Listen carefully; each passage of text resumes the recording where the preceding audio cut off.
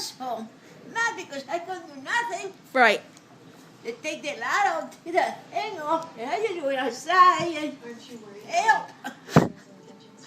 You. And the people next door just what's going on, and I just waved to them. I called 911. I told them I need some help. You called 911?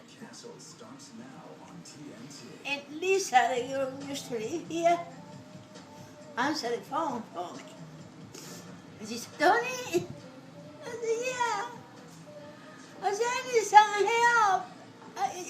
And she said, we don't do nothing like that. Please don't cry. Don't do that. I will send somebody to help you, okay? But we don't do anything like that. But I'll help you. I want to send somebody. To make the thing of the police come. You know? And here. And then the people next door just come in. And he just, come in and took the thing off. Took it off.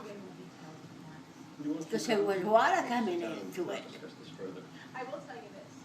And Yeah. He said, that is dangerous. Yeah. So he took it off. He supposed they come and put me another one, and they didn't come yet.